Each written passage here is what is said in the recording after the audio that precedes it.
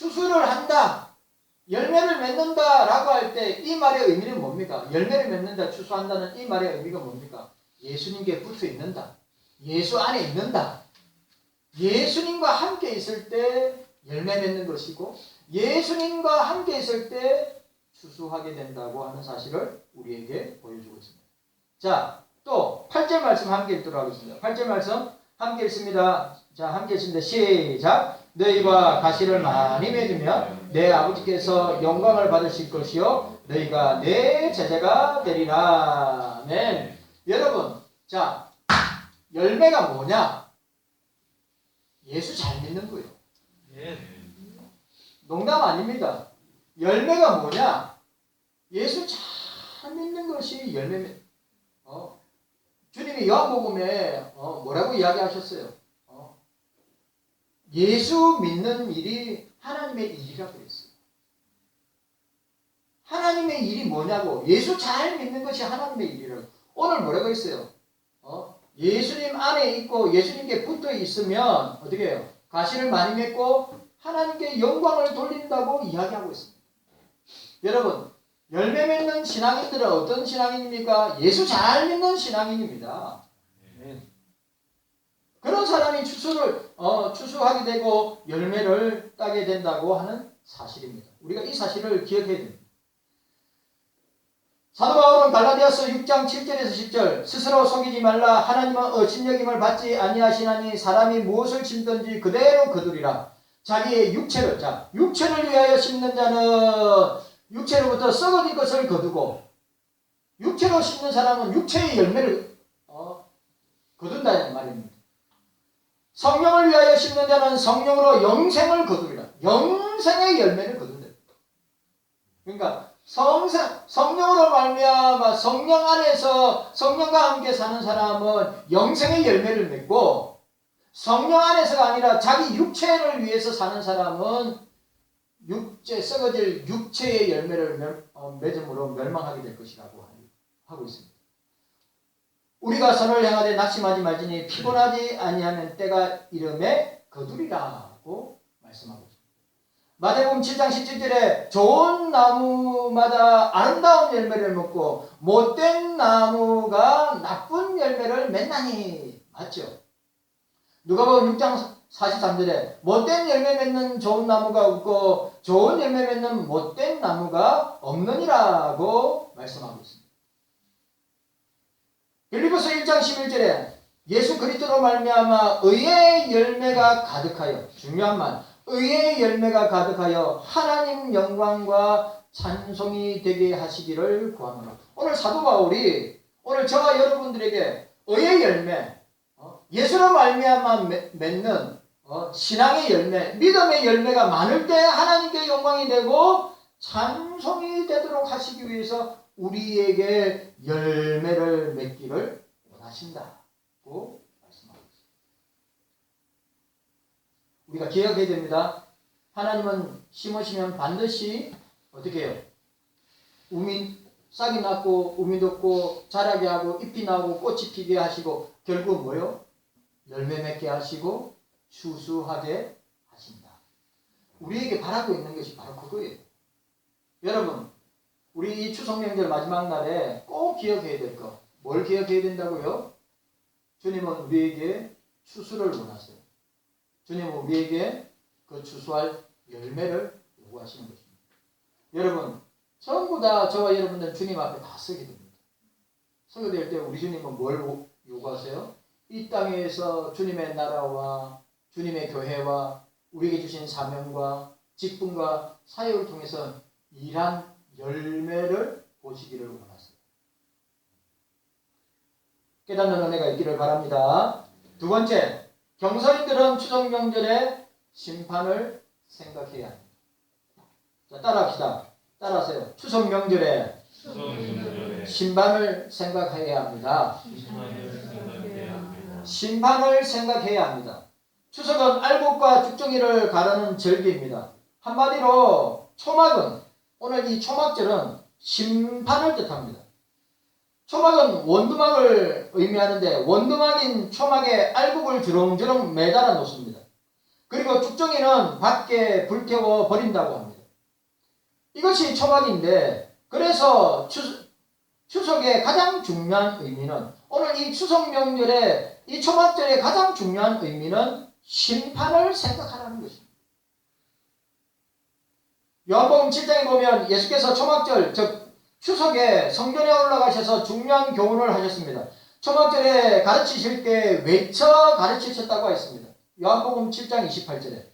성경 전체에서 예수님은 말씀하실 때 조곤조곤 부드럽게 말씀하시는데 외쳐 가르치셨다고 표현하는 것은 이 부분밖에 없어요.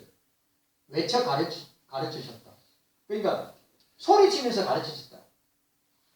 그러니까 주님께서 개인에게 임할 심판이 얼마나 엄밀하고 두려운가를 알고 계시기 때문에 어떻게 해요? 그냥 가르치신 것이 아니라 외쳐 가르치셨다. 야, 너희들에게 심판이 있어. 너희들은 하나님의 심판대 앞에 서게 될 거야. 여러분, 이 목사가 여러분들한테 이런 표현을 할 때 예수님처럼 뭐예요? 외쳐 가르치라 하면 소리쳐서 가르쳤단 말이죠. 그런데 저는 지금 부드럽게 하죠. 소리쳐서 가르치면 막 소리가 찢어질 것 같아가지고 제가 부드럽게 하는 거예요. 예수님은 어떻게 해요? 소리쳐서 가르쳤어요. 너희들에게 임박한 심판이 너희들에게 곧 다가올 것이다. 오늘 저와 여러분들에게 주님이 그렇게 말씀하고 계시는 거예요. 어제 죽은 사람이 그렇게 바라던 오늘을 맞이하지 못하듯이 오늘 하루만 우리에게 보장되고 오늘 하루만 우리에게 생명이 주어졌습니다. 내일 보장되지 않았습니다. 어제는 지나간 것이고 오늘 지금 이 시간에 저와 여러분들이 하나님 말씀을 함께 나누면서 이 은혜의 시간에, 이 중요한 시간에 이 말씀을 통하여서 우리 주님이 저와 여러분들에게 외치면서 가르치는 건 뭐냐? 하나님의 심판대 앞에 설 날이 가까이 오고 있다. 하나님의 심판대 앞에 설 날이 가까이 오고 있다. 하나님의 심판이 다가오고 있다. 말씀하고 있는 것입니다. 그 외침의 내용은 이런 것입니다. 예수께서 이르시되 내가 너희와 함께 조금 더 있다가 나를 보내신 이에게로 돌아가겠노라. 너희가 나를 찾아도 만나지 못할 터이요 나 있는 곳에 오지도 못하리라 하시니 이에 유대인들이 서로 묻되 이 사람이 어디로 가기에 우리가 저를 만나지 못하리요 헬라인 중에 흩어져 사는 자들에게로 가서 헬라인을 가르칠 터인가? 나를 찾아도 만나지 못할 터이요 나 있는 곳에 오지도 못하리라 한 이 말이 무슨 말이냐 하니라.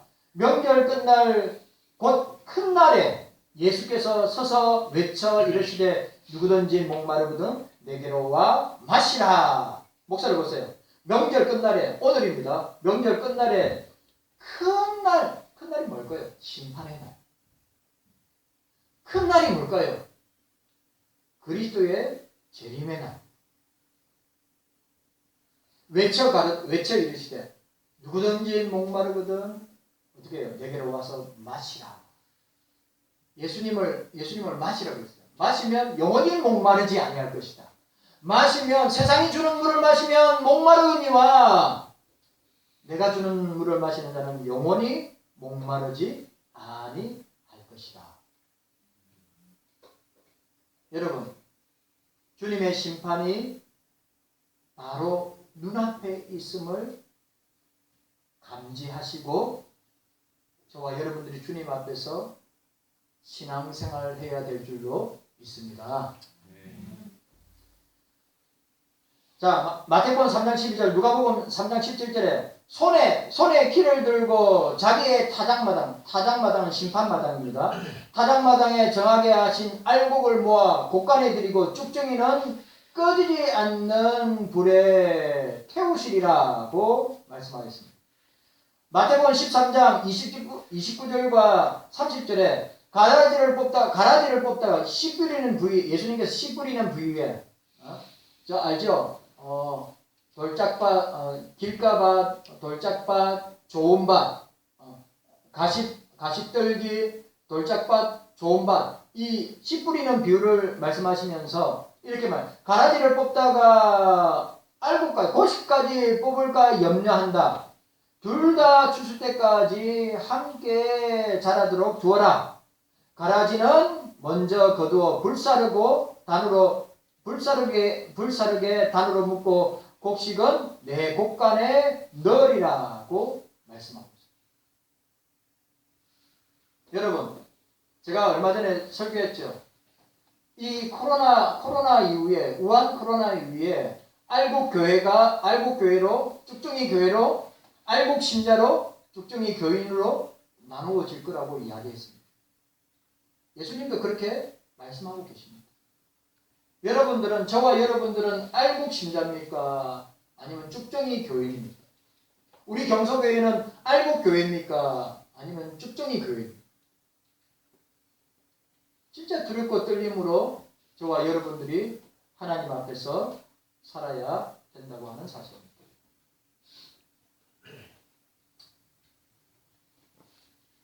자, 요한계시록 20장 12절 13절에 죽은 자들이 자기 행위에 따라 책들에 기록된 대로 심판을 받으니 라고 하였습니다. 로마서 14장 15절에 우리가 다 하나님의 심판대 앞에 서리라고 말씀하였습니다. 고린도서 5장 10절은 더 우리가 반드시 그리스도의 심판대 앞에 드러나 각각 선악간에 그 몸으로 행한 대로 심판을 받으리라고 말씀하셨습니다. 야고보서 5장 9절에 보라 심판자가 문 밖에 계시느니라고 말씀하고 있습니다. 한 번 죽는 것은 정하신 것이요 그 위에 심판이 있으리라. 히브리서 9장 27절에. 여러분, 모든 것은 심은 대로 거둡니다. 육체로 심었으면 육체로 거둔 것을 가지고 심판을 받을 것입니다. 성령으로 심은 사람은 영생으로 주님 앞에 심판의 결과를 보여주게 될 것입니다. 추석에 우리는 열매와 쭉중이를 보면서 하나님의 심판을, 주님의 심판을 생각하시기를 바랍니다. 오늘 여러분들에게 이런 은혜가 있기를 바랍니다. 추석 명절을 그냥 이렇게 보내는 것이 아니라 이런 의미를 생각하면서 오늘 장막절, 초막절을 보내면서 이 부분을 생각해야 된다는 사실입니다. 자, 마지막 세 번째로 경서인들은 추석 명절에 천국을 생각해야 합니다. 자, 따라합시다. 추석 명절에 천국을 생각합시다. 천국을 소망하라는 말입니다.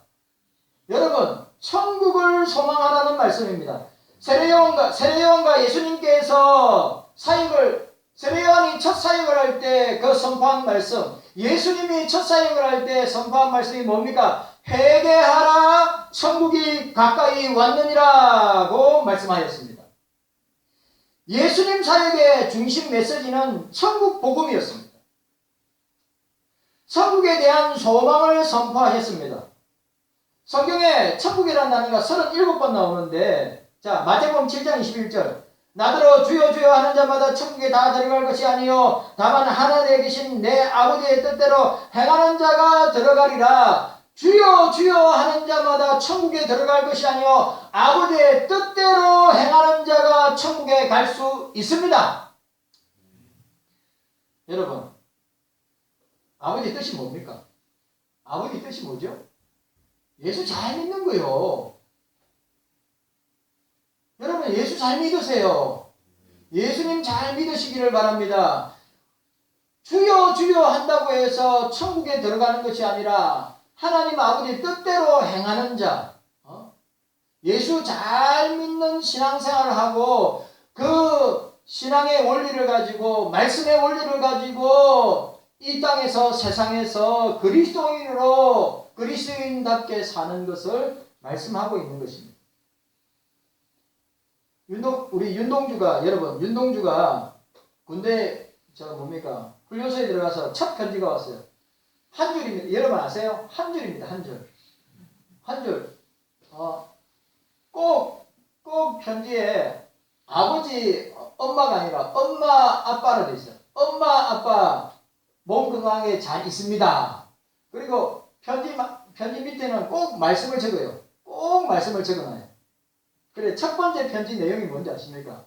엄마, 아빠 건강하게 잘 있어요. 그 다음에 그래, 저나 저 사모나 참 그 성구를 보면서 목사 아들 안 이래갈까봐 이런 말씀은 어떤 말씀이냐? 요한복음 14장 1절을 썼어요.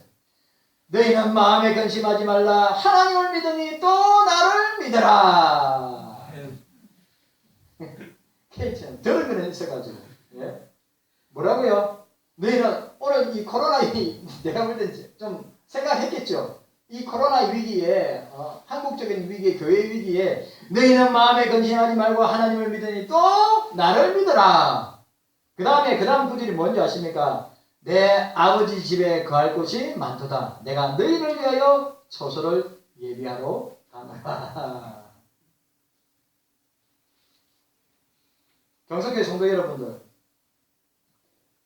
하나님께서 이스라엘 백성들의 초막을 짓고 살아라고 한 이유는 너희들은 이 땅에서 나그네임을 기억하라. 자, 여러분 따라하세요. 저를 따라하세요. 나는 따라하세요. 나는 나그네입니다. 나그네입니다. 확실하게 믿으시기를 바랍니다. 나그네요. 저와 여러분들은. 너희도 애굽 땅에서 나그네 되었음이니라. 출애굽기 23장 9절과 신명기 10장 19절에 똑같이 말씀하고 있습니다. 그리고 베드로전서에 뭐라고 했어요? 베드로전서 1장에 너희들은 너희들은 흩어진 나그네라고 이야기했어요. 베드로전서 1장 1절. 이 땅은 우리가 영원히 살 곳이 아닙니다. 모든 사람은 나그네입니다.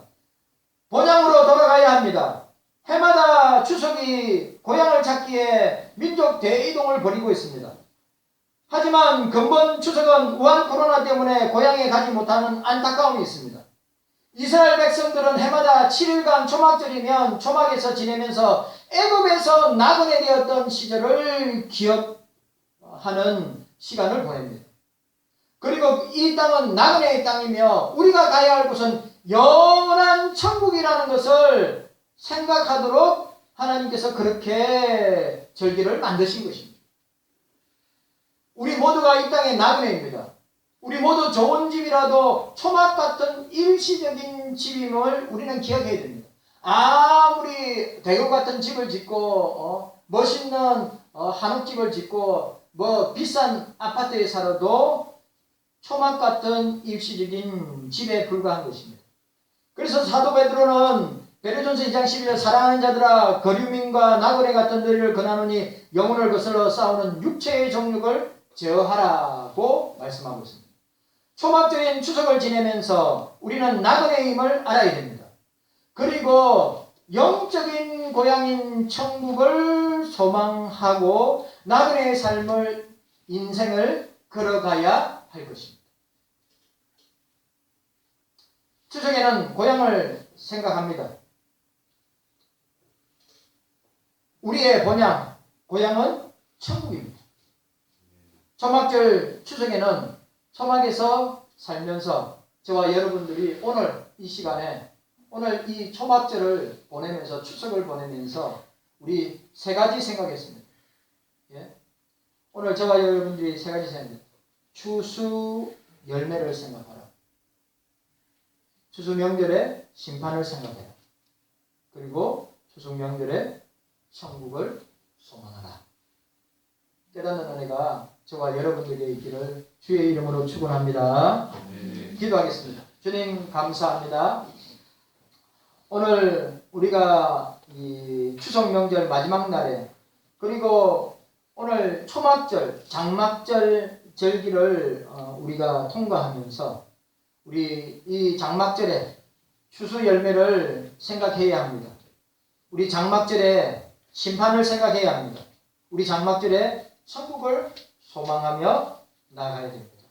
오늘 우리 모두에게 이런 놀라운 은혜와 복이 있게 하여 주시옵시고 추석 명절 마지막 날을 잘 마무리하게 하여 주시옵소서. 감사드리옵고 예수님의 이름으로 기도하옵나이다.